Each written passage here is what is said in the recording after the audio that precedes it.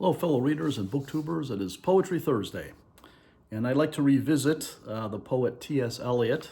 I think I read something of his a few weeks back. This poem is one of his longer poems. It's called Ash Wednesday. It seems appropriate. Yesterday was Ash Wednesday. We are now into Lent. A lot of Eliot's poetry deals with the spiritual or that kind of dynamic in the human experience. And so anyway, in Ash Wednesday, this poem, as I said, is quite long. It's divided into 6 sections. And so I thought what I would do is I'd read 2 sections of it this Thursday. Next Thursday, I'll read parts 3 and 4. And the Thursday after that, 5 and 6. And in a sense, that'll kind of almost cover all of Lent. And I think that works pretty well. So this is parts 1 and 2 of T.S. Eliot's Ash Wednesday.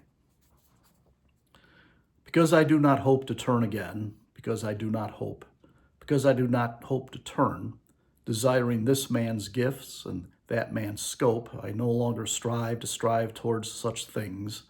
Why should the aged eagle stretch its wings? Why should I mourn the vanished power of the usual rain? Because I do not hope to know the infirm glory of the positive hour, because I do not think, because I know I shall not know, the one veritable transitory power, because I do not drink there, where trees flower and springs flow, for there is nothing again. Because I know that time is always time, and place is always and only place, and what is actual only for one time and only for one place. I rejoice that things are as they are, and I renounce the blessed face. I renounce the voice, because I cannot hope to turn again. Consequently, I rejoice, having to construct something upon which to rejoice. And pray to God to have mercy upon us, and pray that I may forget these matters that with myself I too much discuss, too much explain, because I do not hope to turn again.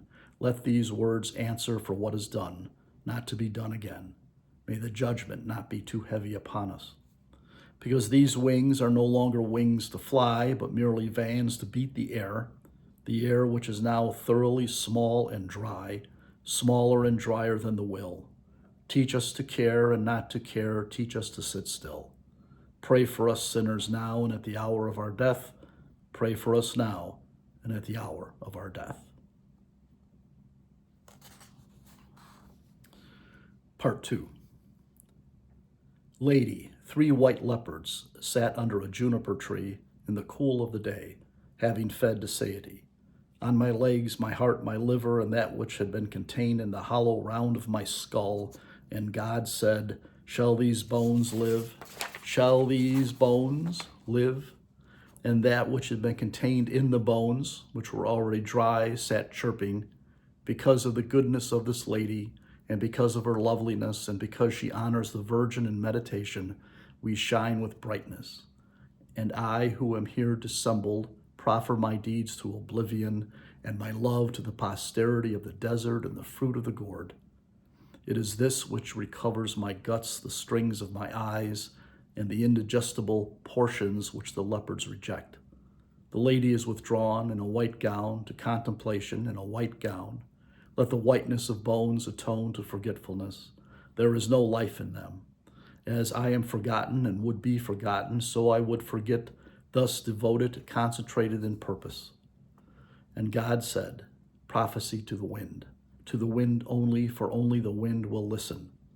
And the bones sang chirping, with the burden of the grasshopper, saying, Lady of silences, calm and distressed, torn and most whole, rose of memory, rose of forgetfulness, exhausted and life-giving, worried, reposeful, the single rose is now the garden where all loves end, terminate torment of love unsatisfied, the greater torment of love satisfied, end of the endless, journey to no end, conclusion of all that, and inconclusible, speech without word and word of no speech, grace to the mother for the garden where all love ends. Under a juniper tree the bones sang, scattered and shining, we are glad to be scattered, we did little good to each other, under a tree in the cool of the day with the blessing of sand, forgetting themselves and each other, united in the quiet of the desert.